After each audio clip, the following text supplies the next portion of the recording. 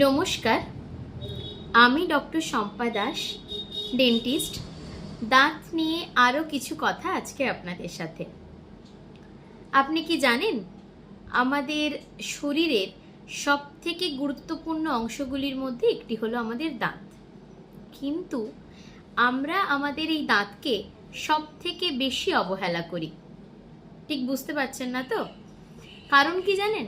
কারণ হচ্ছে আমরা আমাদের এই 32টি যে দাঁত আছে তার ওপরের পাটির 6টা দাঁত এবং নিচের পাটির 6টা দাঁত আমাদের কথা বলার সময় বা আমাদের হাসার সময় দেখা গেলেও বাকি দাঁতগুলি সেই অর্থে আমরা দেখতে পাই না। তাই যা আমরা দেখতে পাই না তার জন্য আমাদের যত্ন কম এবং তার জন্য আমাদের অবহেলা বেশি। এবার এই হাসির মধ্যে কিন্তু লুকিয়ে আছে আমাদের আত্মবিশ্বাস। এটাও ঠিক বুঝতে পারলেন না তো? আচ্ছা, ধরুন আপনি কারোর সাথে কথা বলছেন, আপনার মুখ থেকে দুর্গন্ধ বেরোচ্ছে। বা ধরুন আপনি কথা যখন বলছেন, যে কটা দাঁত আপনার দেখা যাচ্ছে প্রত্যেকটাই কালো বা নোংরা দাগ হয়ে আছে। বা ধরুন আপনার সামনের দুটো দাঁত নেই বা একটা দাঁত নেই।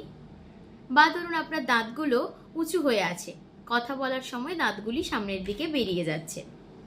বা ধরুন আপনার দাঁতগুলোতে কালো কালো হয়ে দাঁতের খাঁজের মধ্যে ডেন্টাল কেরিস হয়ে গেছে।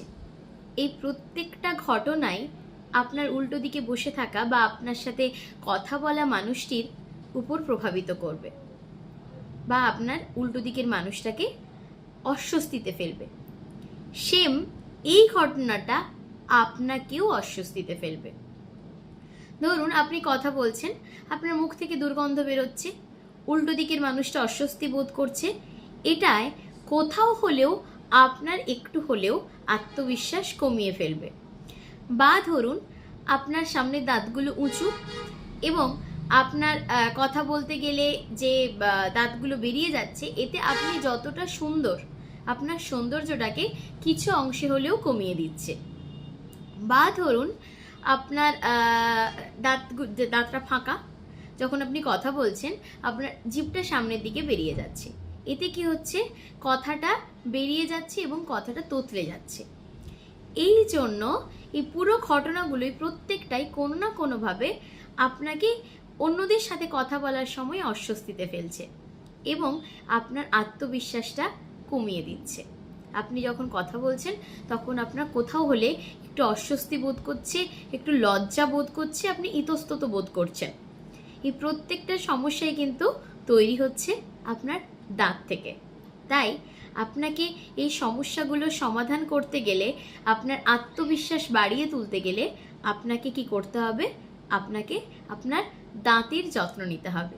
তার জন্য আপনাকে ডেন্টিস্টের কাছে যেতে হবে, দাঁতের পরামর্শ নিতে হবে এবং সুচিকিৎসা করে এই সমস্যাগুলোর সমাধান করতে হবে। এবং তা যদি আপনারা করতে পারেন তাহলে আপনাদের হাসি আগের থেকে আরও সুন্দর হবে, কথা বলতে গেলে কোনো অস্বস্তি বোধ করবেন না এবং আপনাদের আত্মবিশ্বাস আরও বেড়ে উঠবে। ঠিক আছে? এই ধরনের ছোট্ট ছোট্ট ইনফরমেটিভ ভিডিওগুলো পাওয়ার জন্য আমাদের সাথে থাকুন। নমস্কার।